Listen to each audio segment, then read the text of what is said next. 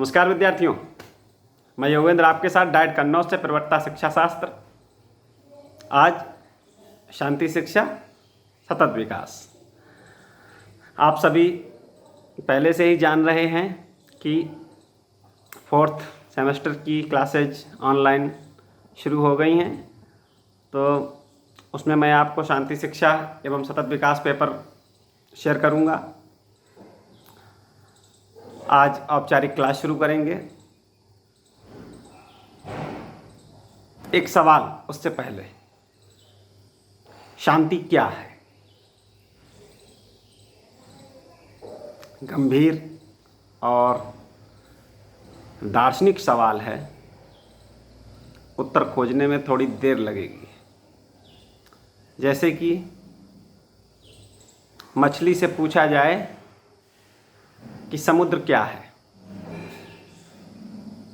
पानी क्या है, तो कहेगी ये समुद्र ही तो है, मेरे आसपास समुद्र ही है, मेरे चारों तरफ समुद्र है, चारों तरफ पानी है, ऊपर पानी, नीचे पानी, दाएं पानी, बाएं पानी, पानी ही पानी है।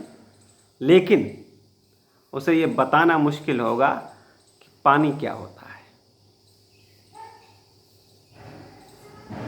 उसी तरह से हम आप सब सुनते रहे हैं, जानते रहे हैं कि शांत हो जाओ यार, शांत हो जाओ। अरे शांति बनाओगे या नहीं बनाओगे? तो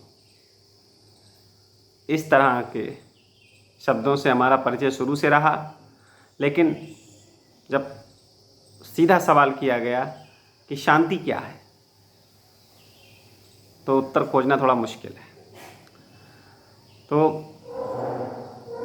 शांति सिर्फ चुप हो जाना या शोर कोलाहल का ना होना ही नहीं है। शांति उससे ज़्यादा है, पीस उससे ज़्यादा है। ये तन मन का सुकून भी है, अध्यात्म भी है, संतोष भी है, सम्मान भी है, व्यवहार भी है। जैसे कि कोई रिलेटिव हमारा हमारे घर आया, हमने उसकी रिस्पेक्ट की, उसका चाय नाश्ता कराया, इज्जत से बिठाया, हाल चाल लिए, कैसे आए, किस माध्यम से आए, कोई तकलीफ़ तो नहीं हुई। तो इसमें चुप्पी नहीं है, लेकिन शांति इसमें भी है। ये सौहार्दपूर्ण वातावरण का निर्माण भी शांति का ही एक पक्ष है। तो शांति शिक्षा की ज़रूरत क्यों पड़ी? यह देश दुनिया के लिए शुरू से गंभीर विषय रहा कि आज तनाव की स्थिति है, देश के बीच में तनाव की स्थिति है, समाजियों के बीच में तनाव की स्थिति है, गुटों के बीच में तनाव है। कोई किसी गुट का है, कोई किसी गुट का है, कोई किसी विचारधारा का है तो कोई किसी विचारधारा का है, विचारधाराओं का टकराव है। तब हमें शांति के उन सभी पहलुओं को समझ लेना चाहिए जो कि ये तय करते हैं कि शांति निर्मित कैसे की जा सकती है, शांति को जन्म कैसे दिया जा सकता है। एनसीईआरटी ने भी अपने सिलेबस में शांति शिक्षा को अब महत्वपूर्ण भूमिका दी है। हमारे भारतीय संविधान के अनुच्छेद 51 में भी ये स्पष्ट किया गया है कि हम अंतर्राष्ट्रीय शांति के लिए प्रयास करेंगे। अर्थात कि यदि भारत का किसी अन्य देश के साथ कोई तनाव है तो हमारी पहली प्राथमिकता यही होगी, संवैधानिक निर्देश हमें यही है कि हम शांति बनाने का प्रयास करेंगे, बातचीत से समाधान का प्रयास करेंगे। और मैंने पहले भी आप सबके साथ ये बात शेयर की है कि युद्ध या तनाव किसी मसले का हल नहीं है। क्यों? क्योंकि वह खुद एक मसला है। तो ऐसी स्थिति में हम यदि इस काम को सही से करना चाहते हैं तो हम अपने बच्चों को इसके लिए शिक्षित करना होगा, अपने बच्चों को इसके लिए प्रशिक्षित करना होगा, अपने बच्चों को इसमें अभ्यस्त करना होगा। तब शांति शिक्षा की परिकल्पना पूरी होती हुई नजर आएगी। रही बात कि हमारे सिलेबस की, तो इसमें सबसे पहले शांति शिक्षा क्या है। शांति शिक्षा उन मूल्यों का, उस अभिवृत्तियों का, उस मनोविज्ञान का शिक्षण है जो कि शांति स्थापित करने में सहायक है। एक ऐसी मनोदशा, एक ऐसी शिक्षा, शिक्षा का अर्थ ही है सीखना, मतलब कुछ ऐसा सीखना जो कि शांति के निर्माण में सहायक हो। हमारे व्यक्तित्व में आपने बड़े संतों को देखा होगा, महात्माओं को देखा होगा, उनका चेहरा कितना शांत नजर आता है। महात्मा बुद्ध को देखिए आप, महात्मा गांधी को देखिए, रविंद्रनाथ टैगोर को देखिए, ईसा मसीह को देखिए, उनका चेहरा एकदम शांत है। मदर टेरेसा को देखिए, चेहरा शांत है और जितनी शांति है उतनी ही सुंदरता है उनके चेहरे पर। कहने का तात्पर्य जो आध्यात्मिक निखार है वह शांति के अभाव में कतई कतई संभव नहीं है। तब ऐसी स्थिति में शांति शिक्षा महत्वपूर्ण है। महात्मा गांधी तो यहाँ तक कहते हैं कि सारी शिक्षा शांति के लिए ही है। मैरिया मांटेसरी ने भी शांति शिक्षा पर जोर दिया है। बच्चों के शैक्षिक विकास में शांति का महत्वपूर्ण योगदान माना है। हमारी सामाजिक परंपराएं भी ऐसी रहीं कि जिसमें शांति को महत्वपूर्ण स्थान मिला है। जैसे कि हम अपने किसी परिजन की, किसी साथी के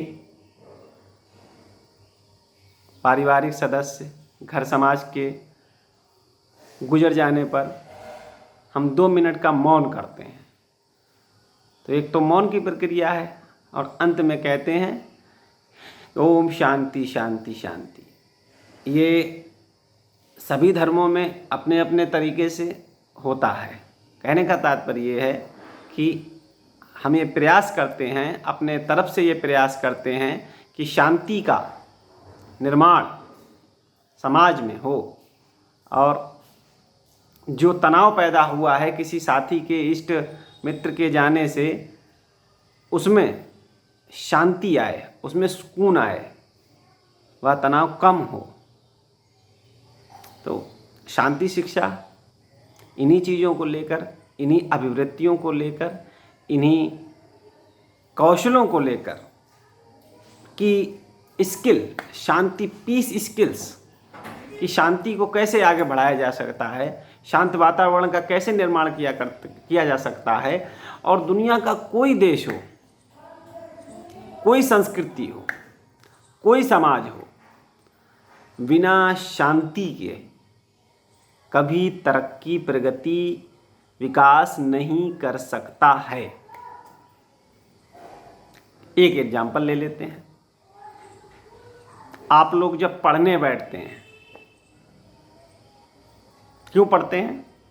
क्योंकि आपको अपने सब्जेक्ट में प्रोग्रेस चाहिए, आपको अपने मार्क्स में तरक्की चाहिए, आपको अपने एटीट्यूड में विकास चाहिए, या आपको जानकारी चाहिए। सिर्फ इतना सा हो सकता है। तब भी हम ये मांग करते हैं कि शोर ना हो वहाँ पर।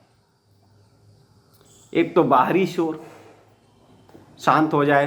बहुत से लोग हमने देखा है, बच्चे, हम लोग भी कोशिश करते देखे कि सुबह सुबह पढ़ने को मौका मिले हमें। बहुत से बच्चे सुबह 4 बजे उठकर अपना पढ़ाई का काम आगे बढ़ाते हैं। आजकल अलग बात है, सुबह सुबह उठते हैं तो सबसे पहले स्टेटस देखने लगते हैं या फ़ोन, ट्विटर।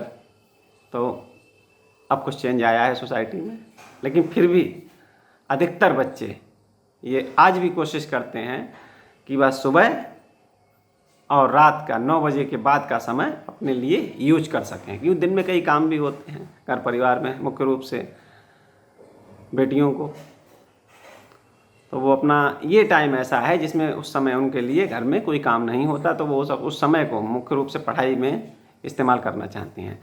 तो एक एग्जाम्पल इसलिए है कि सारा प्रयास हमारा ये है कि शांति का निर्माण हो।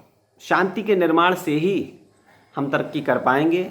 आध्यात्म भी यही कहता है, दर्शन भी यही कहता है, हमारा संविधान भी यही कहता है, और समाज भी यही कहता है कि कहीं भी झगड़ा होता है, लोग तब बड़े लोग आकर बीच में कहते हैं अरे शांत हो जाओ, पहले सुन तो लेने दो। तो शोर में तो सुना नहीं जा सकता है। शोर एक फिल्म भी आई थी मनोज कुमार की, बहुत बढ़िया फिल्म थी। तो उस फिल्म में वो शोर से परेशान रहता है, कहता है इतना शोर है, उतना शोर है, समाज में कितना शोर है। शोर से मतलब इतनी तकलीफ़ें हैं, इतना तनाव है। तो लास्ट में वो सुनने से डिसेबल्ड हो जाता है, इम्पेयर्ड हो जाता है। तब कहता है अब शांति हो गई। तो बहुत पहले मैंने देखी थी, स्टोरी नहीं पता मुझे फिल्म की, जब DD1 पे आया करती थी, ब्लैक एंड वाइट टीवी पर देखते थे। तो कहने का तात्पर्य ये है कि शांति शिक्षा से संबंधित आवृत्तियाँ, कौशल और शांति शिक्षा का महत्व, इन सब पर हम आने वाले दिनों में चर्चा करते रहेंगे। वीडियो 12 मिनट का होने को है, ज़्यादा हो जाता है, अपलोड करने में बहुत परेशानी होती है, डेटा बचता नहीं यार।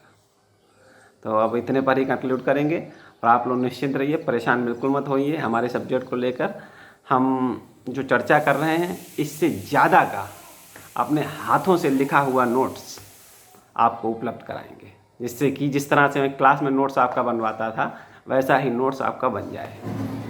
तो लगे हुए हैं, आप भी लगे हुए हैं, निराश होने की बिल्कुल ज़रूरत नहीं है। और आप लोग तो युवा हैं, नवयुवा हैं। वसीम बरेलवी साहब का कौन सा शेर है कि मिट्टी के खिलौने देकर मुझे बहलाओ ना तुम, मिट्टी के खिलौने देकर मुझे बहलाओ ना तुम, मैं जवानी हूँ, सितारों पे नज़र रखती हूँ। तो आपकी नज़र सितारों पर है, आसमानों पर है, उड़ान पर है। इसी के साथ मैं आप सभी को शुभकामनाओं सहित विदा लेता हूँ। धन्यवाद विद्यार्थी।